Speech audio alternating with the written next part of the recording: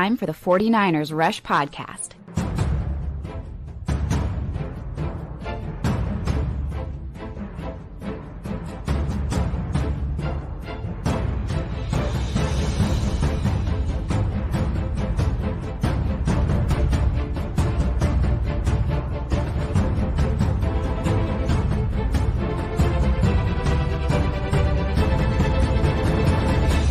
And here's your host, John Chapman. What is going on, faithful? It is absolutely incredible to be with you guys today. This is episode, 1252, coming to you on the bye week on a Saturday. That's when we're recording this. So if trades or whatever happened from now till whenever we go live next, which I doubt, because the majority of teams have their games this week. So they're not working trades the day before a game and messing up a game plan, things like that. Now, if it's a player that is already inactive because of a quote-unquote injury, there are a few of those that apply.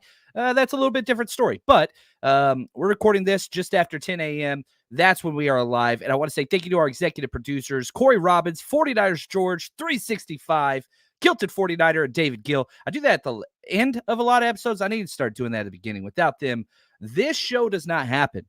And I'm excited because today we're going to be talking, a couple questions on personnel. We're going to be talking trade rumors. We're going to be doing a little bit of NFC West watch, what to pay attention to this week without the Niners having a game, get into a few bets, and go through updated 49ers rankings at the halfway point of the season. Now, 49ers have played 8. There's 9 left, but this is the halfway point for the 49ers.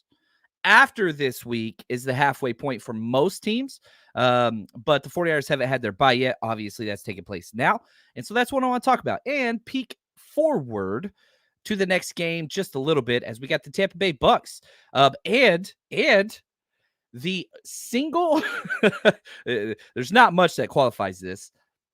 The 49ers get a rest advantage. The 49ers get more time off than the team we're playing. Doesn't happen many times this year. In fact, it only happens twice. But not only do we get the full bye week, but also the Bucks play on Monday Night Football. That's minus another day. So 8 days positive rest for the 49ers. They better enjoy it. I want to say thank you to the Countdown crew. What's up, RTP? Freaking awesome. Orlando, appreciate you guys. Steven, what's up, man? Good to see you in the chat, man. People showing up strong. And obviously, as always, if you guys got something you want to talk about, throw that up in the chat. I will divert whatever it is we got for the people that take their time to join us live. It means the world to me. And it doesn't matter how you listen and or watch. I could not be more thankful for what you guys bring to the table and help with this. Steven, he says, #CC, the Countdown crew is strong. Let's trade for Max Crosby. I am 100% in. But with all trade requests, you kind of have to have 3. You got to have the team that wants to trade for him agree. You've got to have the team that wants to trade him away agree. And you kind of have to have the player agree whenever they're at certain contract status like a Max Crosby. Sadly, I think that this is a 1 out of 3 agree. I don't think Max wants to come here. I don't think that the Raiders would trade him away. And on top of all of that, the Raiders would not trade Max Crosby to the 49ers either. Go back to Khalil Mack days, the beginning of Shanahan, when they offered a better package than the Chicago Bears. And they did not want to trade away Khalil Mack to the 49ers. They'd rather take less, and they did take less to send him elsewhere. If Max Crosby was on the market, I think other teams could offer more than the 49ers. And even if the 49ers tied in whatever that offer package was, I think the Raiders would still take less. So, yes, Steven, I would. Yes, Steven, the 49ers would. But I don't think the Raiders would. And I also don't think Max Crosby would. Right here, love waking up on Saturdays. John Chapman Live. That's what's up, man. Hey, Shajay. Good to see you, brother. Always good to see you. Dave in the house. This is awesome. Oh, Dave corrected me and is 100% correct. This is only halfway point of our regular season. The 49ers will play on. It's funny because here, I want to ask this question. If you go to any betting site, obviously MyBookie, and you can see it behind me, sponsors the show, mybookie.ag, use promo code 49ers. helps the show tremendously.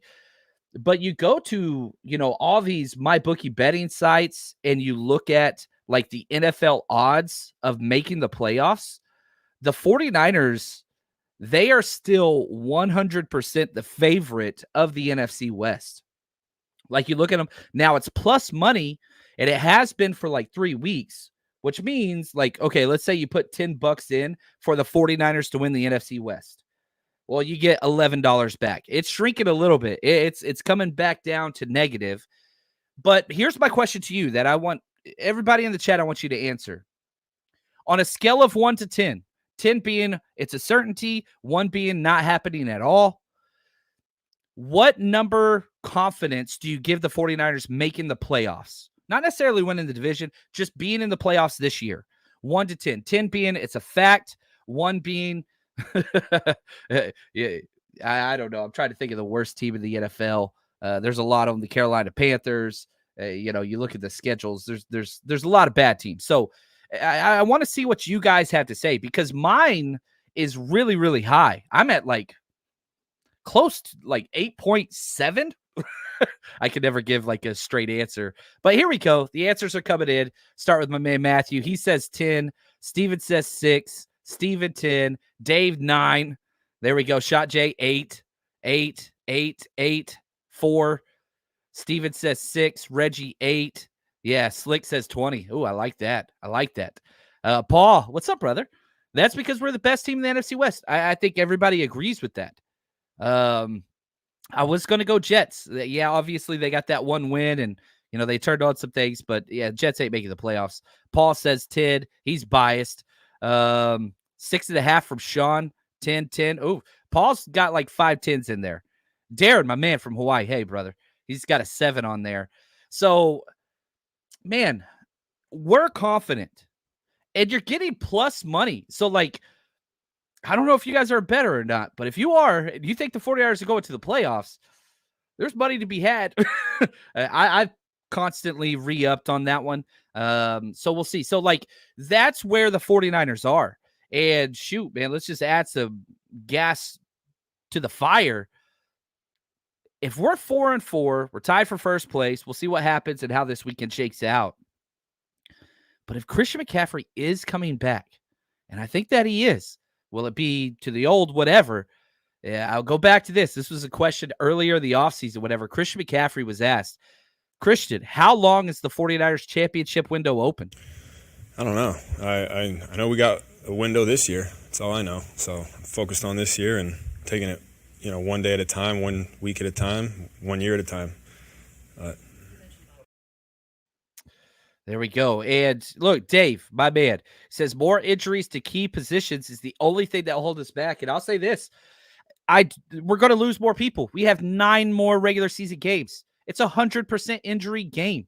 More people will be hurt. However, will those injuries overshadow getting back Christian McCaffrey, getting back Drake Greenlaw, getting back Talanoa Hufanga, getting back John Feliciano, getting back all these guys, Turgros Matos? Man, shoot, let's go. I just want to go take a real quick peek at just the players that we have on IR that can come back. Obviously, I've said the majority of them. Yeah, man. Yeah. Curtis Robinson, get back our kicker, right? I think that's huge. So there's a lot of guys that you could get back. So the question is, if we're weighing the scales, are the injury predictions that are going to take place, more people are going to get injured, is that going to outweigh the amount of reinforcements that you're supposed to get back? We don't know the answer to that. I would argue if you get Christian McCaffrey back and Drake Greenlaw back, that's as big as a reinforcement, kind of rebuttressing of what this team is built on. Oh, man. Whew. AJ, if we have our team healthy with key players for the rest of the season, it's an 8 to a 9.5 we make the playoffs. If we have to consider CFC and other starting wide receiver or defensive player now, it's not as high, obviously. Well said. Well said. What's up, Edgar? Appreciate you, man. Appreciate you, brother. Dave says, if CMC comes back half the stud he was, it stays on the field, will be okay. Same with Greenlaw. Yeah, you don't expect them to come back to their status, but you're hoping they can work into that by the playoffs. That's Shache. If we could just lose kickers and nobody else. Yeah, I'm with you there. Man, that is awesome. Now, here we go. Right here. I don't know where this is going. I didn't read the whole thing, so we'll see how it goes. It's over 9,000 TFS is the tag here. John, is there a way you could sit down with Kyle Shanahan? There is not. I wish there was. But if we did sit down, I would just ask a lot of questions. I've talked about this book in the past. Like, Michael Silver does not follow me. This is not like a paid promotion by all, but his book that he just released about the why, it's absolutely incredible. So my morning routine, usually I like to read whenever I'm not completely overwhelmed with life and responsibility. So like lately in the bye week, I've returned to my reading in the morning, which is awesome. So I'm just reading like a chapter or two a day and doing a little bit of research on what he's talking about. It's all about like Shanahan and McVay and McDaniel and kind of how they've risen up in the coaching world. It's really, really good. And there's just a lot of questions I would ask Kyle. But your question says, if you could sit down with Kyle and tell him how special teams should run, also find out why he keeps using Bell and Conley more than Cowing. The special teams, Kyle doesn't care. Let me provide some context.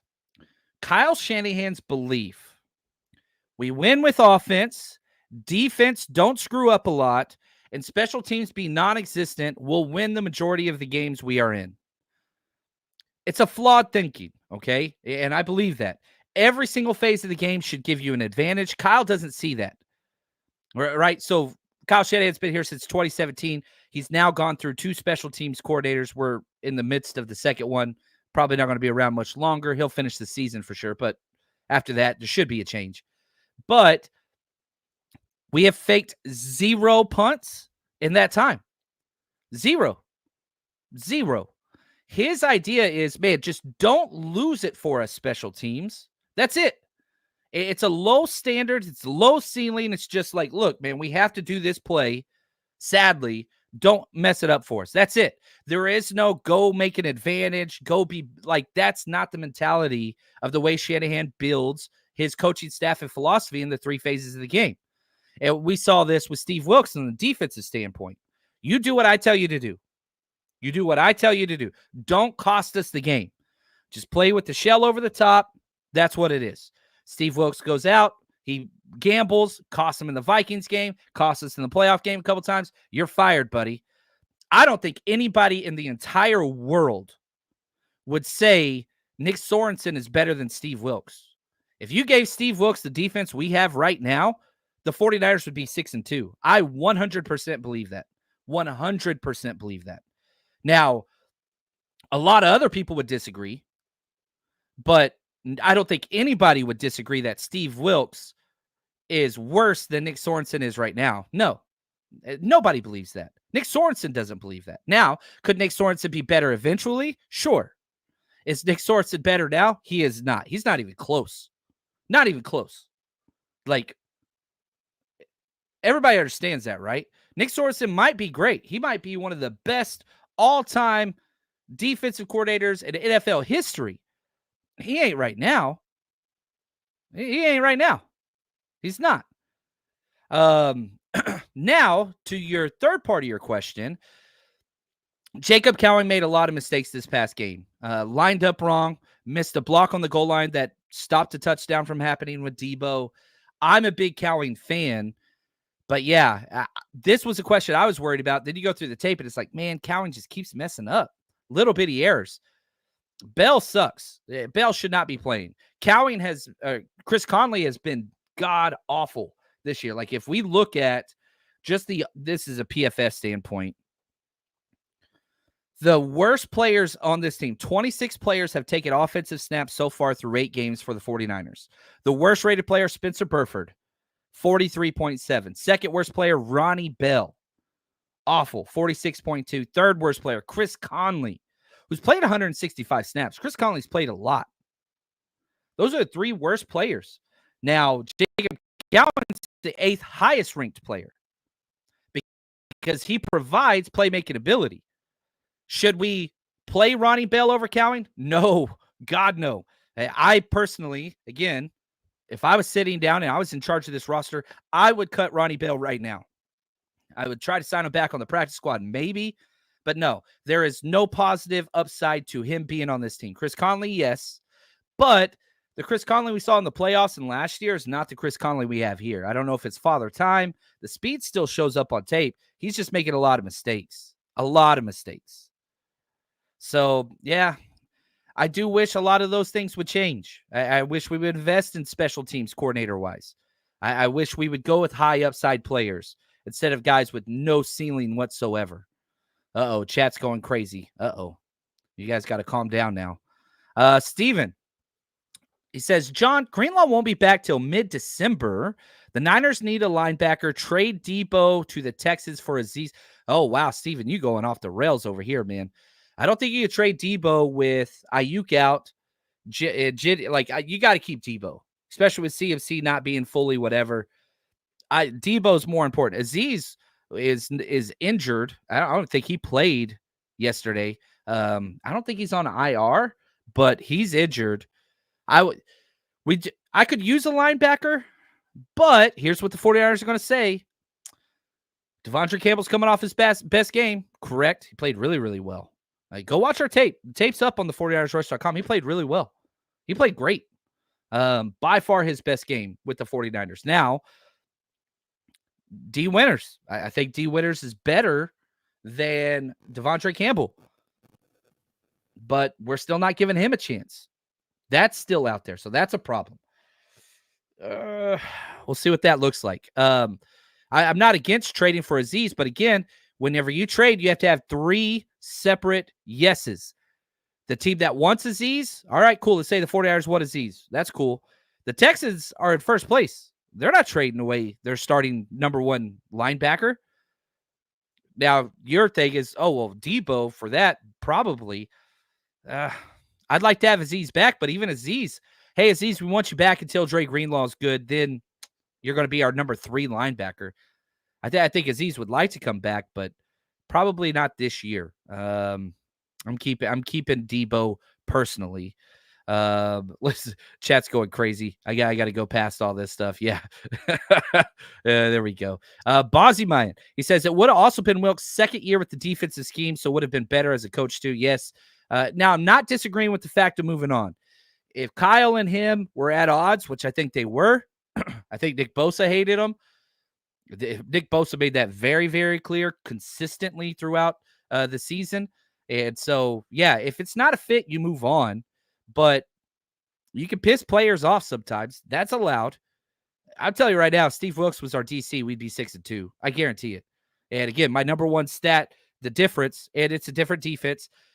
The entire 2023 season, the 49ers were first in the NFL in fourth quarter scoring defensive-wise. Now we're 30th. We went from number 1 to 30th. And people are like, oh, well, you lost all these players. We didn't lose that many.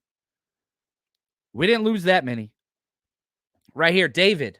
I love this. He says, this was in my trade rumors section of my report. So Diane Rossini of The Athletic, she talked about this. David says, what's this about Devin Godchuk from the New England Patriots per Rossini to the Niners? They're talking. This is a defensive tackle. I did my full trade, players targets. I gave 50 names and I ranked them all 1 through 10. I gave Devin Godchuk an 8. He's a fit. We could use him. I don't think that we have to have him. If trading, we would be better with him. But our defensive tackles, okay, let's just go through our year-long ranks. And again, we're using PFF, which is just a snapshot. It's not whatever. Evan Anderson is our highest defensive tackle rated with the 89.9. He was good again, limited snaps. And part of the reason is why I'm like, man, I would like to trade for a defensive tackle, but not if it means fewer snaps of Evan Anderson.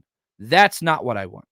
Let's stick with the defensive interior guys. You got to drop down far. So Evan Anderson's 3rd. You got to go down to 15. Malik Collins, he's got a 60.8. Jordan Elliott at 17, 60.3. Kevin Givens, he's down 26 player, 51.6. T.Y. McGill, 28, 51.4. Then Kalia Davis, 47.1. Kalia Davis is only better than one defensive player, and that's DFF this year. Kalia Davis has had a couple huge plays, consistently really bad. And that's the same also for Jordan Elliott. Like it's funny. Again, go watch the tape that we just broke down on the 49ersrush.com or a Patreon page. I'm sitting there just like, man, Jordan Elliott's getting abused. That dude's just getting turned around backwards and pushed 5 yards off the ball, like 3-4 plays in a row. And I was like, but this is what Jordan Elliott does. He has like 3 bad snaps, then 1 amazing snap. Sure enough, next play, splits 2 defenders, tackle for loss. So like he's a splash player, but gives up a lot of positives. So could we use more defensive tackle depth? Yes. But does that mean Evan Anderson's going to play less? I'm not interested. If you're going to take away snaps from Kalia Davis, you're going to take away snaps from Kevin Givens, but you're still going to let Evan Anderson get like his 15 snaps a game, I'm all for it. And again, addition by subtraction, like I hate to say this, the defensive tackles got way better after that Javon Hargrave injury. I know that's crazy to say. The defense got better. As soon as that dude exited the starting lineup, we got better. I'm not saying I don't want him back. I'm not saying that's what I'm saying at all. I'm saying they got better. So I would like to trade for Davin. My assumption is probably a 5th or a 6th round pick. And he's not the only player. Diane Rossini also brought up Azeez Ojulari. That's who everybody's talking about. The edge rusher for the Giants. I had him as a 10 out of 10. He is a perfect fit. And I think all 3 teams could agree because the Giants have their 2-star pass rushers. He's kind of the 3rd extra guy. Bring him in. Now, I had a question. Let's stick with defensive line. Shout out to my man, Jared. Jared S. on Twitter. He says, is there any realistic chance we flip Leonard Floyd for a pick or player before the deadline? I do not think so. Now, Leonard Floyd's been bad. Okay, he has not been good. He's been the 25th player out of 30 this season. 30 defensive players have taken snaps for us. He's got a 54.4 grade. That's awful. He's got 25 pressures. That's 2nd on the team. Malik Collins is right behind him. Sam O's going to catch him real soon. But he's not making plays, Leonard Floyd. However, he's not making a lot of mistakes either. He's the antithesis to Randy Gregory or Chase Young. You might get some Jordan Elliott. And again, go back to what is Shanahan's philosophy on non-offense? Don't screw it up. That's it. Don't screw it up. Leonard Floyd doesn't screw it up. Leonard Floyd doesn't make great plays. Leonard Floyd's not going to change the game, but Leonard Floyd's not going to give up huge first, second down plays because he missed an assignment. He doesn't miss assignments. He just doesn't make plays. So for the 49ers, I don't think that they see Leonard Floyd as a negative. He's played 311 snaps out of close to 500 defensively. That's a lot. He is available. He is taking snaps. He's not giving up made mistakes. I think that's huge. And I think the 49ers value that. I know we want sacks. Leonard Floyd ain't going to get that many sacks. And the sacks that he is going to get their second chance sacks. He's not beating anybody. That's just not who he is at this point in his game. Like you go watch Leonard Floyd sacks. It's not because he's destroying people or bending the edge. No, it's because Bosa gets there. The quarterback has to step up and scramble, and then he cleans it up. And I think the 49ers are fine with that. So I don't think they're trying to trade him personally. That's just me. Again, he hasn't been good, but he hasn't been bad, if that makes sense. Edgar, appreciate the super sticker. I love it. The 149. You are the best. Thank you so much. Tommy, the super chat. Uh-oh. Tommy holds nothing back. Let me just tell you that about Tommy. Guitar savant. He says Hargrave trash, Campbell trash. Wonder Bread sorts and toilet. Happy birthday to me tomorrow. Happy 47th, dude. Happy early birthday. I hope you have a great time, man. You are the best of the best. I don't know if I'm with you on the trash takes. I usually don't like to say that, but I know you will. Man, when Tommy emails me or messages me during the game, I know it's going to be rough. That dude, he don't hold back at all. Orlando, how did Mr. Anderson play? Reminded me of you when I saw him on the field. Yeah, you see the Guardian cap. You can't hide him. It was good. Not great. Not his best game, but he's disruptive. I mean, at worst, Evan Anderson can push the guard back into the quarterback, the bull rush. It's effective every single play. So again, what are the 49ers' issues? We commit to small boxes, light boxes, 6 and 7 man boxes almost consistently because we stay in our nickel format. 2 high safety look quite a bit. We're doing a lot more cover 1 this year, which I hate, but that's okay. So whenever you again, Kalia Davis, you're talking Javon Hargrave whenever he was playing, Jordan Elliott. When they face double teams, they get pushed backwards pretty consistently. Kevin Givens is the best technique against that, even though he's the lightest, because he'll take a knee and just create a massive group of bodies to stop the run. Evan Anderson's the opposite. You're not pushing him back. He doesn't get blowed off the ball 5 to 7 yards deep like Jordan Elliott does, like Kevin Givens does, like Javon Hargrave does. He doesn't. So the bulkiness and the absorption that he does against double teams is spot on. Now, is he out there getting all the sacks and whatever else? No. But that dude takes up so many positive run plays, they can't push him. So it's more positive tape. He's the 3rd highest rated player that's taken stats for the 49ers. He's got an 89.9 grade. 90 is all pro. Now, he's only played 46 snaps this season. That's on the coaches. Get this dude out there. Get this dude out there. You look at, again, Kevin Givens has played 182. He's been injured late. Kalia Davis, 86 plays. He hasn't been very good. I'm going to be honest with you. And Jordan Elliott, 176, hasn't been good. He has splash plays. Malik Collins is beast, man. That dude's played 350 snaps from the defensive tackle position. I don't know if we could come back from a Malik Collins injury right now. So that trade, I think, would be huge. What's up, Big Papa? The man, the legend. I love it. Invader, trading for a big DE is the highest priority. I would love that. Now, Sam O has been incredible. There were 3 plays in this past game against the Cowboys where we should have been toasted for a huge explosive play, whether receiver running scot-free downfield, huge penalty, whatever. Sam O bailed us out on 3 plays, just making freak plays. So, and you're about to get Etir Gross Models back. Like, Sam O is our hybrid Arden Key guy, where he's the outside defensive end, and on pass rush, he's the new NASCAR package. You see him lining up from the inside. In fact, I want to look this up.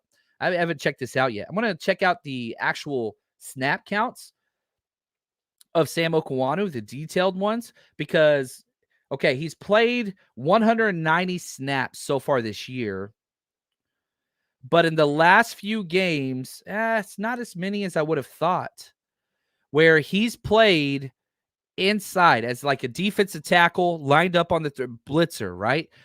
He's got 2, 6, 13, 20. He's got 20 snaps this season in that kind of interior defensive line pass rusher mode. 20 snaps. Now, remember, it took him forever to elevate him to the roster. And so it's not like he's played all the games. He hasn't. It really only been a factor since week 4, 5, 6, 7, 8. So in 4 weeks, he's got 20 snaps. So 5 snaps a game. This dude is out there elevating the pass rush and doing a hell of a job. He's almost got as many pressures, everything, as Leonard Floyd does. And again, he's played 137 snaps. Leonard Floyd has played 311. The effectiveness is not even close. I personally, again, if I was in charge, Sam O, you're starting. Leonard Floyd, appreciate you. We're going to keep getting you in the rotation and probably like a 50-50 split, but there is no doubt in the world who the better player is right now. None. Yeah, Invader, it doesn't matter. We're going back just a little bit here on the Wilkes conversation. Doesn't matter if the players didn't like Willis, it's a no-go. Yeah, players didn't like him, certain players, and the head coach didn't like him. So, yeah, that's where it was. Invader, has Rossini ever reported anything that the Niners have done before they did it? She was spot on 100% with the Ayuk and Trent Williams stuff. I think she has a bigger in with the agents personally. This is just my interpretation of her, which could be way off, but she was 100% accurate post of the thing. That's with Ayuk and Trent Williams talking about it, that contract. And I feel like she's good at the contract stuff, trade stuff. Who's been right about the 49ers? Whenever they do things, it's always out of the blue. Nobody saw us trading up. Anyway, I don't want to go down that road, but when the 49ers want information out there, they'll put it out there. And I will say this, she has been right several times about the New England Patriots. And so, again, back to those three things. It takes the 49ers, an opposing team, and an opposing player. So she might not be getting information from the 49ers, but she might be getting information from the Patriots, and she might be getting information from Devin Godchaux's agent or Azeez Ojulari's agent, things like that. But all the other stuff, we could see. Anthony, yeah, I like this. Trade with the Chargers for Dwelly or Hunter Henry from the Patriots. I want Austin Hooper from the Patriots. Chargers ain't trade nobody. They're buyers. But yeah, Dwelly, it's crazy how we miss him. Eric Saubert, I don't feel has been good. I really, really don't. Yeah, Bozzy Byatt. Love Evan Anderson and Samo. Can't believe they were on the practice squad that long.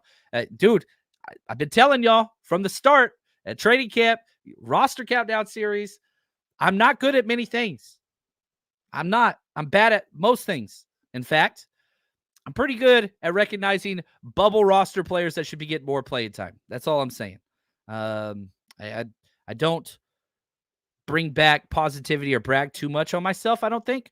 But in that one area, I feel like we've been pretty consistent. That's just me.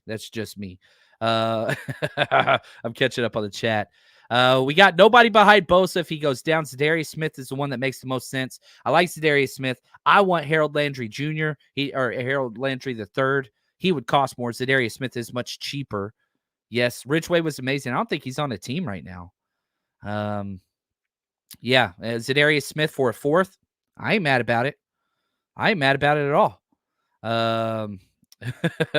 You guys are going off the charts. I freaking love it, man. You guys are the best. Now, Shot J says, Evan Anderson, my current Ridgeway player, just huge, eat space, keep doing that. That's needed in this offense. It really, really does. It is needed in this defense. And so that's what we got to have. What's up, Sin? How we doing?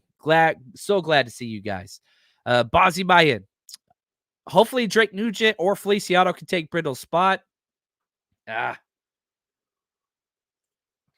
I'll say this.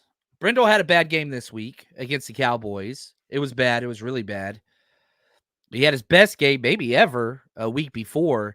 It's just up and down. Like, what are you getting?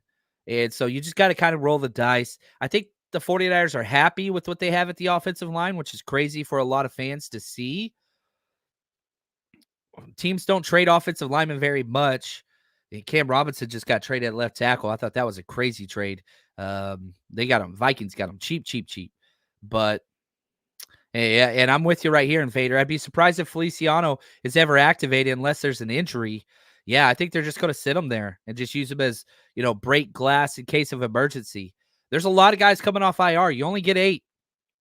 You already used 1. And Kalia Davis. So now we're down to 7. Yeah, CMC, that's 6. Dre Greenlaw, that's 5. You see what I'm saying? Like, you're running out of numbers. You still got a lot of football left. So you got to be smart with those spaces. Remember back in, I guess it was 2022, we ran out of spots. Because we thought we were going to have Jimmy G come back in the playoffs and something bad happened. Well, something bad happened. Jimmy G wasn't ready. And again, I'll go back to times John Chapman's wrong. I thought Jimmy G was sandbagging because he was in his feelings. No. See, he was actually hurt. He wasn't even ready for training camp after he signed with the Raiders. Almost blew up that whole contract thing. So anyway, I was wrong back then. Wrong all the time. Orlando says, John, what's your ideal starting lineup for both defense and offense if everyone was healthy? I'll say this. I would want Mustafa and Hufanga at safeties and rotate some Jair Brown in. I like Jair Brown coming off his best game, maybe of his career. Jair Brown was awesome versus the Cowboys, but he's been really, really bad. He's currently the 44th ranked safety in the NFL. Obviously, Dre Greenlaw, number 2, D Winters, number 3. I'm moving Samo into the starting lineup. I don't think I'd make many more changes on defense. Offensively, I want Jennings in the X spot. I want Jennings as the Ayuk role. I want Debo in the Debo role. And I want Ricky Pearsall as the slot guy. That's what I want. Now, I also want to slowly get Pearsall in the X role as well. So I want those kind of swapping. And the first guy off of the bench as a wide receiver should be Cowling. Offensive line-wise, I would just swap in Feliciano for Brindle, or at least rotate. Let's just see. Might not work. But I've seen Brindle. We've all seen Brindle. And the consistency is just never there. It's just never there. It's not like he's awful. He's currently the 16th ranked center. But he's only good for a second and a half of every single play. I mean, if you calculated like whose defender makes the tackle every single time, like which offensive lineman, their assigned player that they have to block in certain situations now, it's always combo and whatever else. Jake Brittle's guy, 2 out of 5 times, it's always his guy. He just can't sustain blocks. He's just not strong enough. He never has been. That's why he's been a career whatever. But good player. I want him on the team. It's just that would be the change there. And man, running back, obviously CMC. However, behind CMC, I'm a Jordan Mason guy. But if Brock Purdy will check the ball down to Isaac Guerendo, he won't do it to Jordan Mason. He will to Guerendo. Then Guerendo should be number 2. That's hard for me to say. Jordan Mason's way better than Guerendo. But Brock Purdy won't throw him the ball. Period. At all. And so if that changes your offense that much because Purdy doesn't trust him or whatever, it's funny because the film, you look at the film in the pass game, like Isaac Guerendo's horrible. I think he's our worst pass blocking guy. He's got Purdy killed. Yeah, he's got the lowest pass blocking grade. Nope. Eric Saubert's 1 point lower. 26.6 for Isaac Guerendo in the pass blocking game. And then in the pass option game, running routes, he is the worst as well. Like, he's been awful. And I know somebody's like, well, he hasn't played that many snaps. 44 of his snaps has been in the pass game. He's only played 93 snaps. He's terrible. Even the screen that they called for him, he ran it. How do you run a screen wrong, man? So, but if Purdy will throw it to him, he should be the number 2 because our offense is not the same offense whenever you won't check down the damn ball. You got to check down the ball. Man. Got to check down the ball. Now, I posted bets for this week. They are up. I didn't put a lot of bets out there. I put a couple, a 2-game teaser and a 3-game teaser up. And then also the election, wherever you are with that. Don't want to go into that. But you can bet the election. If you think a certain candidate's going to win, go put some money on it. Why not? If you know. But whatever you do and wherever you bet, here's where you got to go. You know football.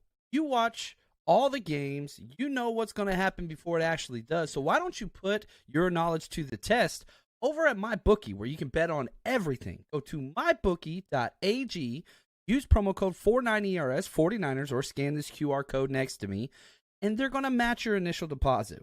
Put in 50, you get 50. Put in 100, you get 100, all the way up to $1,000. Plus, you can bet everywhere. California, Texas, doesn't matter. I've been in California for years. I've used it for 6 straight years. Easy to get money in, easy to get money out, trusted source, and you can bet on anything you want. You want to bet on politics, any sport, you name it. They've got the casino if that's your thing. You name it, MyBookie is there for you. Now, make sure you use promo code 49ERS to get that double deposit. And MyBookie, bet anything, anytime, anywhere, only with MyBookie. All right here, AJ. John, is it worth Huff coming back with a cast early or wait longer and hopefully have him later? AJ reported he's going with the cast and trial. Yeah, bring him back. Put him on special teams and have him as a backup safety. Like, a lot of people disagree with me on this, and that's totally fine. Hufanga is better than any safety we have, and it isn't close. Malik Mustafa is showing signs of being a stud. Stud. Having said that, that dude is not diagnosing the play very well at all. It takes him an extra count to figure out what's happening, but once he does, he shows up in a hurry. I love Malik Mustafa. I really, really do. And I like Jair Brown too. That dude's just given up so many huge plays in the pass game and run game, missed tackles. He didn't this game. He had one huge missed tackle, but the play got called back on a penalty.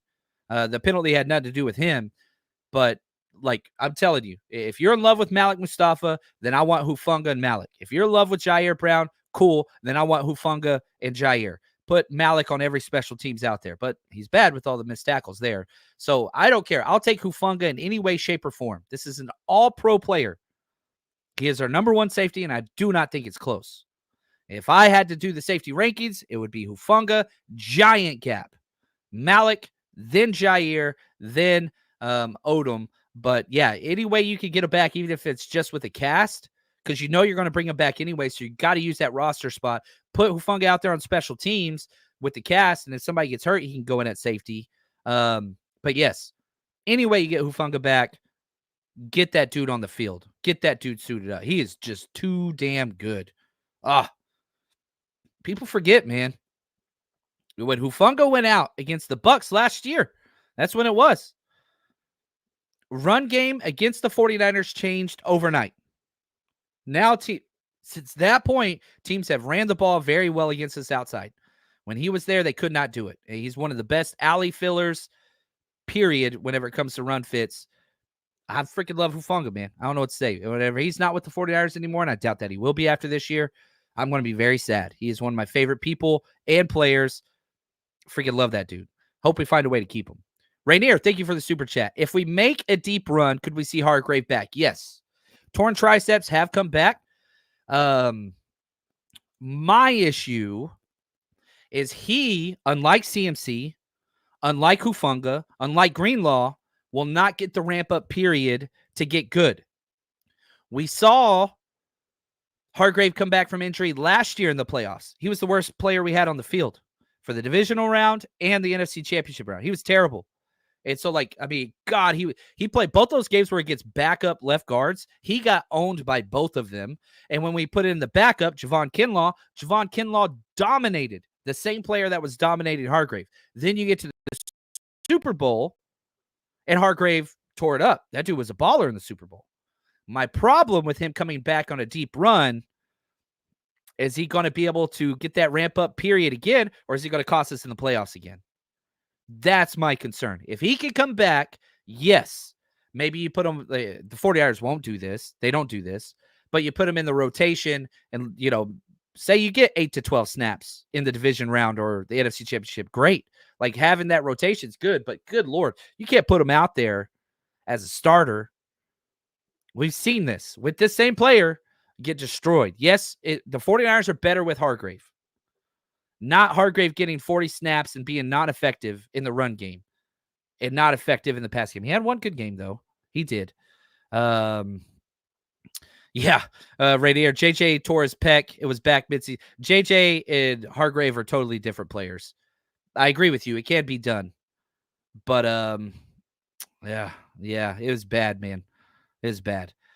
Don't say that, Invader. You've never liked Hufanga. He says, not sure Hufanga ever plays another down with us. Jackson either.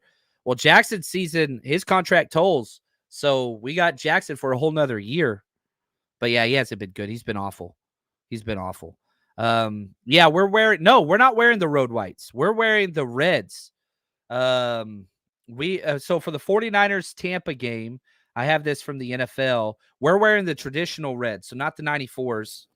Right? We're wearing the solid reds. They're wearing the whites. A lot of time, Florida teams, the home team gets to pick, And a lot of times Florida teams pick whites to wear at home because it's so stinking hot. You force the opposing team to play in the darks, the dark colored jerseys, because it's hotter. So, yeah, Yafi, Ufaga misses too many tackles. Well, you're going to hate Malik Mustafa then. You're going to hate Jair Brown then, because they both have a worse tackle percentage through their careers already than Hufanga has for his career. And there's a big difference between Hufanga rookie year and second, third year. But yeah, that's okay. Yeah, we're allowed to disagree on that. No worries. No worries. Right here, Dave, Hufanga's days with the Niners were doomed once I won his jersey at John's draft party. Thanks, John. Yep, I ruined it. I love it whenever I want to go off the rails here. I'll say something on Twitter or on a show, right? Like, oh, the 49ers have never lost when blah, blah, blah, blah, blah. Or it doesn't even matter what it is. And like, I'll get like 10 DMs. Way to go. You just cursed it. Now we're doomed to lost. Now we're doomed to lose this game. Now we have no chance because of what you said. I'm like, look, guys. I'm not saying you're saying this, Dave. Dave's a friend. Yeah. Anyway, I don't have that much power. I don't believe in curses. I don't believe that if I say something, knock on wood or whatever, and if I don't, then it's going to happen the opposite. I'm sorry. There's not that much intergalactic power in the hands of John Chapman. I wish there were. I can't even control what we eat for dinner. So even if I wanted something, my wife's like, I don't want that. I'm like, yeah, you're right. It's what it is. So it is funny though how many people like honestly like get mad at me because I say something like that. I just don't buy into that way of logic. And if you do, that's not bad. I'm not trying to like shoot it down. I'm just telling you I don't have that power. You could believe others have that power, and you go with what you believe. But I could reverse jinx it. Oh, the 49ers have never lost the Super Bowl to win it the following year. That's never happened. So therefore, if so facto, 49ers have to win the Super Bowl this year because I just jinxed it, and it has to happen the opposite. Boom, owned. We got that one. Whew. All right, good. Glad we solved the entire 2024 season. We're winning the Super Bowl now. We have to. Because I just reverse jinxed us. So I know somebody's listening to this and they're just like, jinxes are real. And that's okay. I love you. Like, disagreements are great. Here's where I am right now. I'm like, should I be more of an a-hole and go give a long list of things that I just completely don't believe in just to trigger people? But I don't want to be mean just because I think it's funny. But I love you guys. I love everybody. If you believe in jinxes, that does not discount our friendship or relationship or whatever the hell this is. I do. I totally want to go off on so many different levels. I'm not going to do it. Anyway, I'm going to move on. I'm an adult. I can do this. Let's talk about the NFC West. The 49ers finally get a break. I liked where the bye week was scheduled because you hate the early bye. The early bye is gross. And so the week 9 bye week is kind of perfect. Split your season in half. It's right at the trade deadline. All good things. So here's Brock Purdy talking about how they feel heading into the bye week. Yeah, I mean, obviously it's a great week for all of us to just continue to rest up and heal up and then just be hard on ourselves on the film and where we can be better because the second half of the season is everything. Every game matters, and it's the most important stretch. That obviously you go back to the history of this place, like this is when it matters, and you put your head down, you don't look up to the end. So it'll be good for everyone to get healthy and be ready come Tampa Bay, and I think that's the main focus and point. So that's huge. So the NFC West, it's just lock jammed. You've got 3 teams at 4-4. You got the Rams at 3-4. Now, to look at what they got going on. So the bye week, we can't get hurt. We're just rooting against team. It's haters ball week. Dave Chappelle, hate.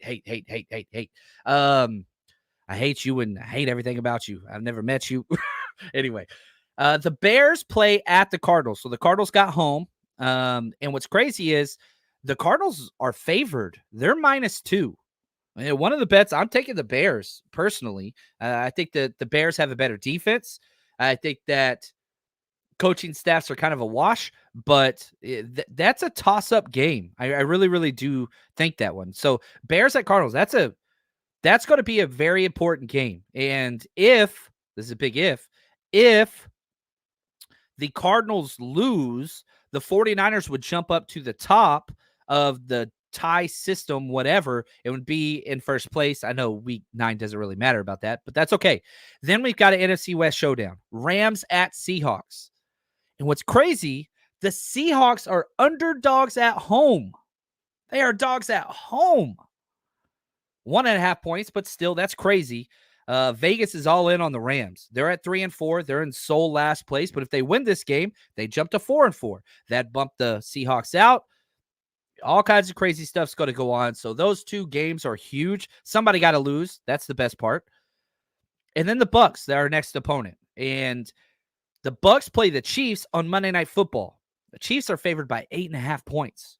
And the Bucs got to play at Kansas City on Monday Night Football. So back to how this relates to the 49ers. The 49ers have 2 games this year where they have a rest advantage. They have 6 games this year where they have a rest disadvantage. This is our largest. We're plus 8 days, which is awesome. The only other positive game is the Dolphins week 16. We play on Thursday, but then we got to fly all the way to damn Miami. And so we get a +3 rest day for that one. 49ers in the season rest disadvantage, -21 days. The 3rd worst in NFL history. Gosh, that schedule screwed us over. At least we got a good bye week. Focus on the positive. We got a rest advantage coming up against the Bucs. We got a perfect bye week placement for the trade deadline, all those things. So positive, positive, positive. Those are good things. Yeah, I like all the jinx comments. Shot J says, John, go score Sturth. Like, I have that in the back. You know, you got those like 2 like shoulder angels and the devil or whatever. Man, the devil on my shoulder is much louder than the positive. It's just what it is. I don't know why, but anyway, I will refrain from upsetting more people. Oh man.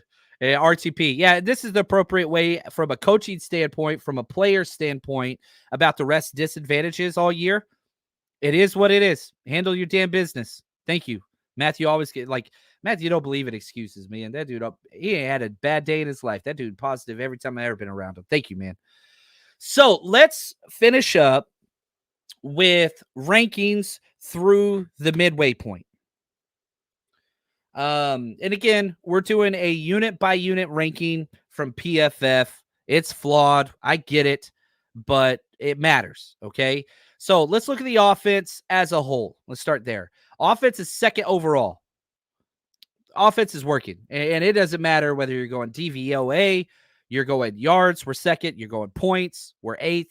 Like, the offense is the offense. Kyle Shanahan, all the injuries, whatever else. The offense is performing well. And yeah, you'd like more points, but we're still top 8 on points scored. Offense is working. Passing overall, we're 8th. Pass blocking, we're 13th, which is solid. That's slightly above average. That's the best you're going to get with Jake Brindle, Colton McKivitz. Like 13, if you told me we're going to stay at 13 for the rest of the year, all right, I'll take it. I'll take it. That's the biggest deficiency on this team. You take it. Receiving, we're 3rd, which is crazy. A lot of that's George Kittle. George Kittle has been on fire. He's playing really, really well. Running, we're 12th. Run blocking, we're 2nd. And for all the criticism that Colton McKivitz gets, that dude is a baller in the run game. He is a baller. Dominique Punu, baller in both. Yeah, Jake Brindle, that's probably at his best pass blocking, not at his best run blocking. He can get there. He just can't stay there. So that's the offense. Defensively, overall, we're 7th on PFF, which is crazy. But as we go through each of these individual categories, I think it makes more sense. Run defense, we're 26. We're not good at that. Missed tackles, I mean, we're 21st. It's the defensive tackle play. It's the bad linebacker play. It's the bad safety play. It's all those things. Pass rush, we're 9th. Nick Bosa, Evan Anderson, Sam O, Malik Collins, they showing out. In coverage, we are 1st. coverage. The 49ers have the best coverage in the NFL. That's nuts to me with all the missed assignments and whatever else. But that's where we are. Special teams, 25th. That's pretty gracious. Overall, the 49ers are third. And, we do these rankings for opposing teams week in and week out. And you're like, man, how can the 49ers be overall third with all those things I just said? Every team has deficiencies, major deficiencies. The 49ers have their own as well. They really, really do. Yeah, right here, Tommy. Go Scumhawks. Yeah, I think I'm rooting for the Seattle Seahawks. I am. I do not want the Rams involved. Plus, we've already beat them. Our only divisional win is against the Seattle Seahawks. Now we get to play all three again. So I personally would like the Seahawks to win. That's just me. So, Patrick, I was just watching your last show and then seeing your live on here. There we go. We get to double the dose of Chapman. Hopefully that's not a bad thing. Hopefully it's not. Now, if you guys are coming out to Tampa Bay after the bye week, man, you got to come party with us and Frank Gore. Golly, I cannot wait. We're so close. Ticket sales are going insane. This is going to be our largest party we've probably ever had. So the day before, Saturday, November 9th, from 2 to 8 p.m., Frank Gore and the entire 49ers Rush Road Trip team is going to be out at the Brick House Tavern. It's going to be an absolute blast. If you're going to the official 49ers Invasion, we're 1 block away. We changed our location so that we could be there. You go to the entire Niners Invasion event, then come party with us. We start when they finish. We do not want to pull people in different ways. That's not who we are. Get your tickets, 49ersrushroadtrip.com. And then our tailgate. Guys, I have to tell you this. Our tailgate's going to run out of spots. We have sold a ridiculous amount, and it is awesome. And everybody is going to have unlimited food, drinks, beverage, liquor covered. Giveaways. We're 1 block east of the stadium at 3407 West Hyder Street. But if you're one of those people that's like, oh, let's wait, we'll get tickets later. Here's what's about to happen. The ticket prices are going to go up a little bit because we went over our numbers, so we have to pay for extra workers. And then the ticket sales are going to stop because I don't want to oversell too much. I want to make sure everybody gets enough. I've never thrown a party where we've run out of alcohol and drinks, and I won't start now. That's a big deal to me. Yeah, an Invader. Who doesn't love an open bar with premium drinks? We got bartenders out there, man. This ain't we don't play. We don't play. It's going to be a blast. 49ersrushroadtrip.com. And if we just look at the rest of the year, we've got 3 parties left. Week 10, we're at Tampa Bay. Week 13, we're going to be out at Buffalo, freezing our rear ends off. And then week 18, we're going to be down in Arizona for what might be the determiner for who wins the NFC West. Isn't that crazy? This year's been weird. But the 49ers are in complete control of whatever it is that they want to do moving forward. So pumped. You guys are awesome. Hopefully you enjoy this show. Thanks again to the executive producers, Corey Robbins, 49ers George 365, Kilted 49er David Gill. Love you guys, and until next time, stay strong, faithful.